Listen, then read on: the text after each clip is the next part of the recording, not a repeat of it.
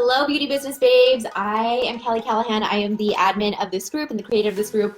I have not been on live in a very long time. So hello, I'm here at my beauty bar, Slay Beauty Bar here in San Diego, and I wanted to pop on here because I've been getting a lot of questions around marketing and around just different questions about the sunless tanning industry. So I wanted to help answer any questions that you guys may have had. If you guys are on here, go ahead and say hello. Let me know what your business name is, where I can stalk you on Instagram, because I love to stalk my girls, and anything else that you want to put on there, because I usually can't see who's on there. I just see like a number, which we have 4 people on here right now live. So thank you guys so much for being a part of the, now there's 7. Awesome. Yeah, if you guys are in here, just go ahead and type in who you are, what you do, what your name is, what your business name is, and I would love to connect with you and maybe drop in your handle too. Hi, Deanna. Hi, Megan. Those are the only 2 people that I can actually see your names, because a lot of the times it doesn't populate. Hi, Gina. I just see that you liked it. So cool. Awesome. So yeah, I just want to jump on here really quick to answer some of you guys' questions. So anything that you guys have, marketing, mindset, anything regarding the sunless industry, go ahead and put it in here. I'm just so transparent and so willing to help you in any way that I can. And if I don't know the answers, I will try my best to direct you to the right person or right company to help you guys out. So one of the questions that I got this morning was, Kelly, when you started your business, how did you market yourself? And so I wanted to kind of dive into that. Gina says, impressive glow, love you girl, love you too. Gina was one of my students. She came in for her student training. I think it's been a year or 2, right, Gina? How long has it been? It's been a while. Congratulations on impressive glow and keeping up with it. That is so important. Michelle says, hey, Kelly, Sunless Solutions. Awesome. Yeah, I'll be stalking you. I'm pretty sure I follow both of you guys. So yeah, anybody else that wants to share? What do you guys offer? Let me know.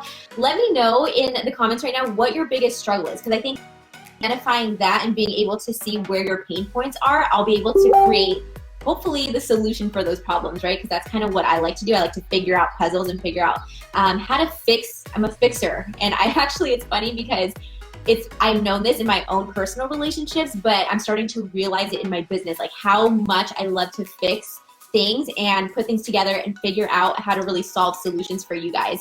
Gina says 2 years. Awesome. Hi, Melissa. Thanks for joining. Hi, Amanda. Thanks for joining.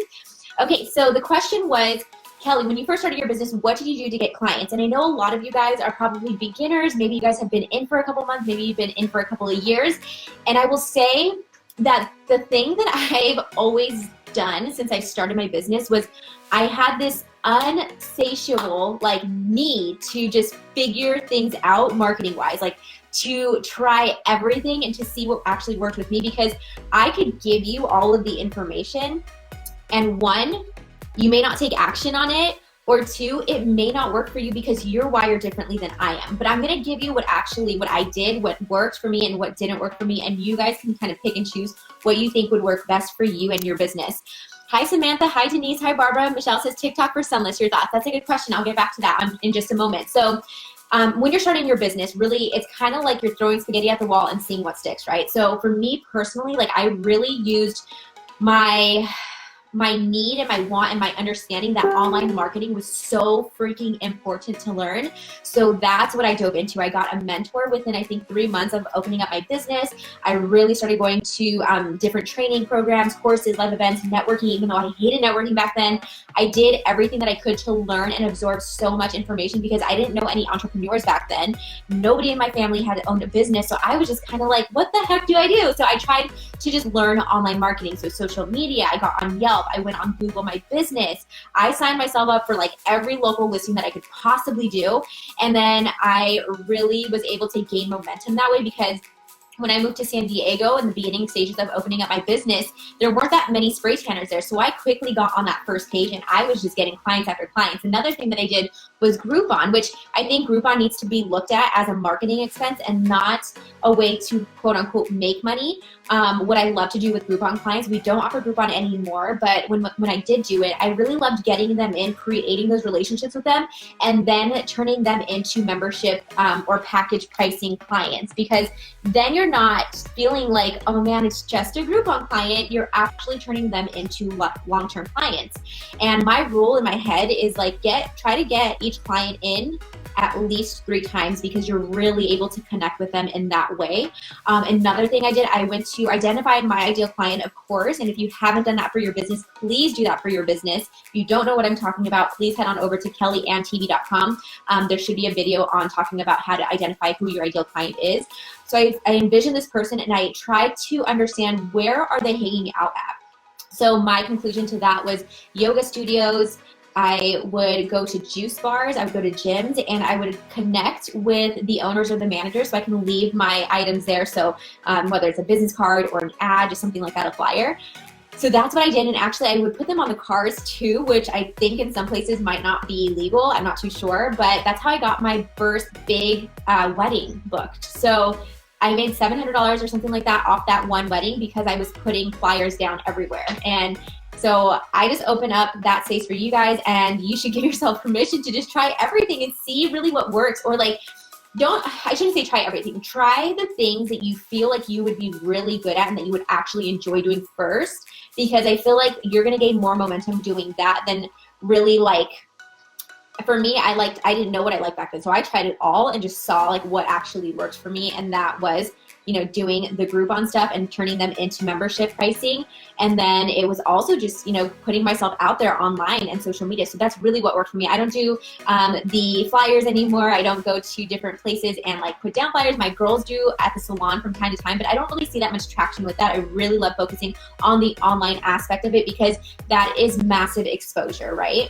So I hope that helps. Michelle asked TikTok for Sunless Business.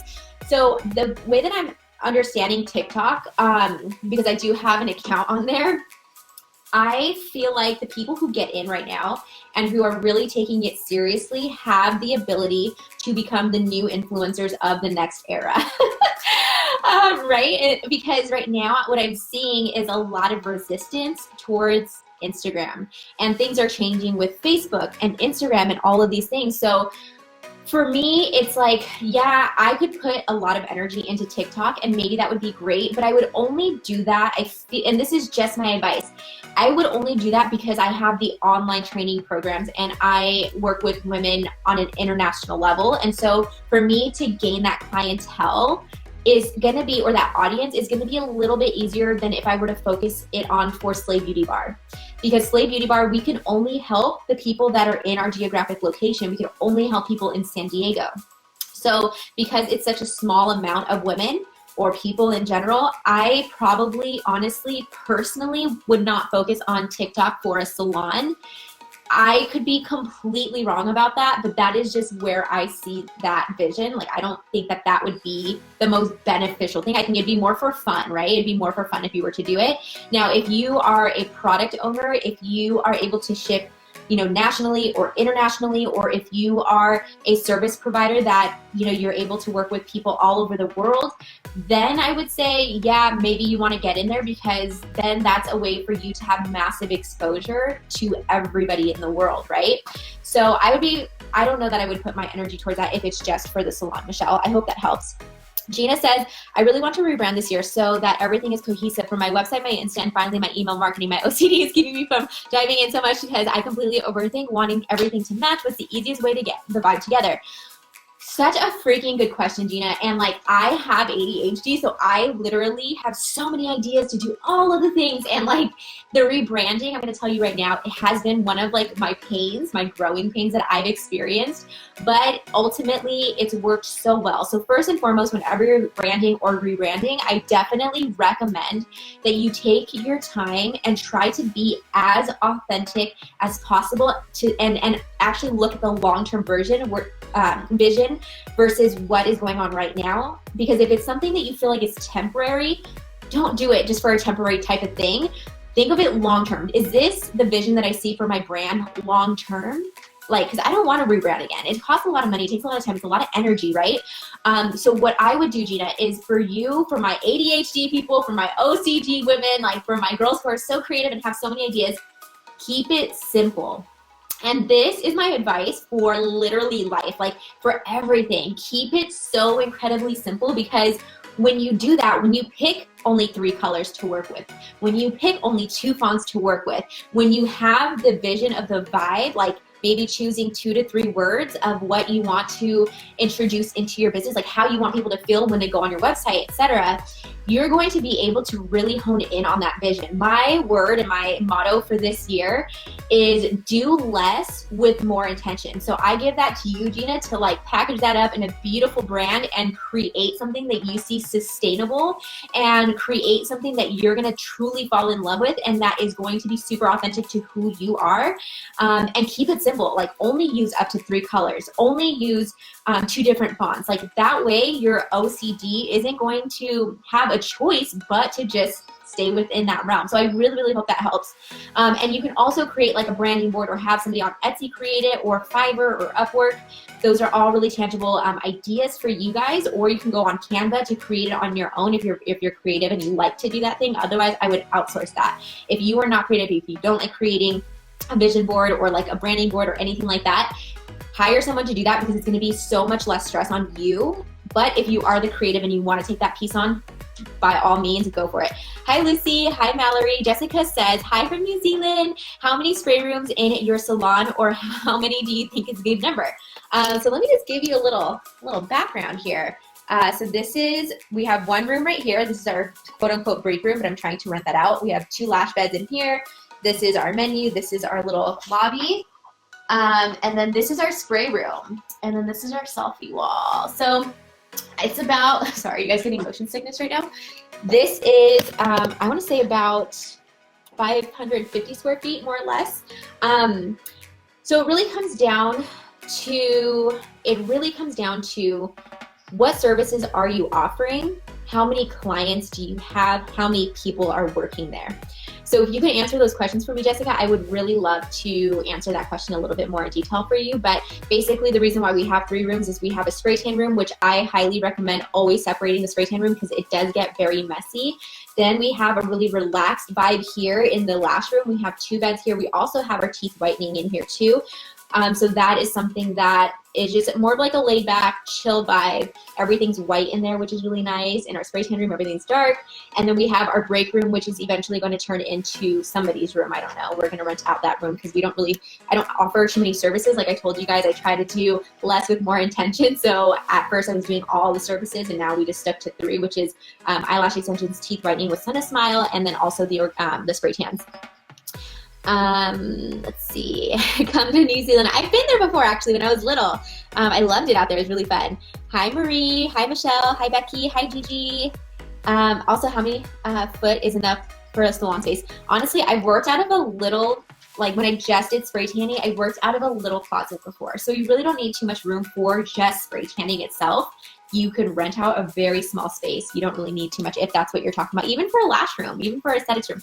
Melissa says, were you nervous the first time you hired someone to tan under you and representing you? Heck yes. Heck yes. I was incredibly scared, but I'm also not like the micromanager that's like hovering over everyone. Like I love to teach people the fundamentals, everything that they need to know in terms of like knowing how to do it in a way that feels good and is easy for them to understand, because again, I like to keep things very simple. Otherwise, when you start doing things in a way that is just too much, like people get scared, it gets done wrong, people get flustered and stressed and all of those things. So I'd rather just like build up to that, right? So I just try to teach my girls things in a very simple, easy way. And then as we go, we start building up on that. Like, okay, so you do this now, and now let's go ahead and implement like mini contouring, for example, the next month that they are in here. And like we kind of compound onto that. More importantly than anything, I really am like a huge person on customer service. If somebody comes in, we need to know their name. We need to know if they've been here before. We need to greet them as such and welcome them into our family, essentially, because that is where the magic happens. It's not even like the service itself. Women buy things off of emotion. So we really want to create this 5-star experience for them in this space, so that way when they come here, they feel so damn good that they can't forget about it and they become raving fans. And when they become raving fans, then they tell their friends and they tell everybody about Slay Beauty Bar or your beauty bar, you know? I was really nervous. I will say that, honestly, out of everything I've done in my career as a sunless tanner, as a sunless educator, as a speaker, like all of the things that I've done, hiring has been the hardest thing. And I don't say that to scare you. I say it because maybe I personally am in a space where like I love to teach, and I love like to teach everything I know and give it all to you guys.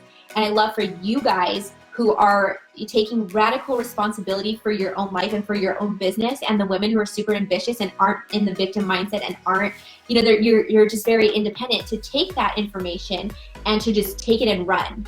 So that's what I love to do. I really don't like having to quote unquote babysit. And I know that might sound bad, but like I don't think that's my zone of genius. I'm not very good when it comes to like babysitting or holding people accountable. Like I love to deal with like a certain type of person, and my girls that like have mentored under me are very much like me, where we want the information, we crave the information, and we take it and we run with it and we create something amazing out of it. So it has been really difficult for me to have a team under me, and but I try to work with them as if they're a partner in my business instead of like having this separation. It's always more of like a friend and more of a partner in the business. I ask them for advice. I ask them what feedback we're getting from clients. Like I have them as the forefront of what we're doing here and as the face of Slay, but ultimately in the background, like we're both making decisions to make this a better place. So I don't micromanage. I let them create their own mistakes, and then we learn together from those mistakes. And if you're not, in my mind, if you're not growing, you're dying type of situation. So like in order for you to grow and scale your business, you have to hire help. So if it makes you nervous, we have to get comfortable with being uncomfortable in that sense and really learn how to become incredible leaders. So that way the women that we work with respect us, and they're not afraid to let us know what could be better in our situation. Because as business owners, we know a lot, but we don't know everything. So it's really important to ask for feedback and to really work with them as if they're a partner in this whole creation, which they are, you know, they're a huge part of it. So that way you guys can flow and grow together. Jessica says, cool, it would be by myself and one other. Do you employ lash artists or are they subcontractors? No, in California, actually, we had like this weird law passed where subcontractors are a little iffy now. So like a lot of people don't have them, including myself. So they're just, the girls that I hire are part-time, almost full-time employees. So I have two of them right now, Jacqueline and Amanda, who are amazing, and myself, I'm in here once in a while, just pop in and like try to help out as much as I can. Of course, January is one of our slowest months. So right now what we're trying to do is not focus so much on like, you know, oh my gosh, we have no clients. Like we're really putting our energy into marketing strategies going into the new year. So I really hope that helps. Other than that, if you guys don't have any more questions, I just want to thank you guys a lot for being a part of this group. And I know I don't pop on here live that often, but I really hope that you guys take the time to check out my YouTube channel, CallAnn TV. If you guys want to learn more about marketing, mindset, the sunless industry, if you guys are looking to get certified in spray tan training, we do offer online courses for both the beginners and contouring only. We no longer offer the competition tanning courses, and we have 15 women around the US and Canada that can help you one-on-one if you guys want more of like that hands-on experience. So we're going to be in Houston doing our Slay the Spray tour February 2nd. So if any of you guys are in Houston, you guys want to learn contouring, mindset, marketing, and the beginners perfecting the art course, please check out slaythespray.com. Other than that, I love you guys a long time. I hope that this has been beneficial to you guys. And if you guys ever need or have any other questions, please slide into my DMs. That's going to be the best way to get a hold of me at Iam_CallAnn or at SprayTanClass. And we are so happy to help answer any questions that you guys have, whether it's just advice that you guys need for your business, or if you guys just have any questions. I love to like connect with you guys. So I love you guys. Have a great day. And you guys are so welcome. Oh, hi, Lisa. Thank you so much. Gina says, I'm struggling with how to figure out how to keep my training and spray tanning business separate. Is that smart, or should I be doing something to blend them together? I think it depends how big you're taking it, what your strategy is really, and like, I don't know, when I separated the two because I saw this as like a global international thing, and then we started doing the Slay the Spray tours. Like I had a vision to make the spray tan trainings my #1 and my biggest passion and my biggest, I guess, focus. So I definitely wanted to separate it from the salon. And also, if I ever want to sell the salon, then you know, I want to make sure that the spray tanning is separate from it. So a lot of the times we don't think about these things. I didn't think about it when I first started, but then I started thinking about it like, I want to grow my salon and maybe I wanted to license it out or franchise it, or maybe I wanted to sell it at some point, because who knows, like your feelings could change around your situation, and that's okay. You know, give yourself permission to be creative and like really build something beautiful, and then figure out if it's for you, and if it's not, then that's totally fine. It's all about learning and growing. But I would say it depends on your vision. It depends on whether you think you're going to continue with your salon and your business. And I would say if that's the case, then you just keep everything as the same. If you want to separate it because you see that there's massive global expansion that can be had within the spray tan training, then like separate those two. However, I will say that you're going to essentially have two businesses. So with that comes double the work. So it comes double the work. It's a pain in the ass for sure. I have 3 different businesses right now. I have Slay Beauty Bar, which is the salon. I have Spray Tan Class. And then I also have my personal brand where we're doing the Wake Up to Level Up event and the Wake Up to Level Up virtual mastermind experience. So what I'm doing right now is actually condensing and trying to get everything together and like delegating the work still. Like I'm delegating a lot of work because I can't do it all. And so I rather give 100% to like one focus, which is for me, it's the spray tan classes and Wake Up to Level Up. So I'm trying to like see, you know, where I fit in that and what I can delegate out, because those are the 2 businesses I really am super incredibly passionate about. I love helping women build dreams. I love helping them grow and learn about marketing and sales and mindset. Like that's where my zone of genius is at, and delegating the rest of it. So that way I'm not so scattered everywhere, but just focusing on the things that I'm super incredibly great at. So it's something that I'm looking and learning and growing into in 2020. But I would say, just to answer your question, depends on the vision. Keep it together if you see this being a long-term thing with both your business and the training courses. If not, and you see global expansion essentially, or like a really big massive thing with your spray tan training courses, then like separate the 2. So I hope that helps. I'm gonna head on out of here. I love you guys. Thank you, Carrie. Thank you, Deanna. Hi, Mary Jane. And I hope that you guys have a beautiful day.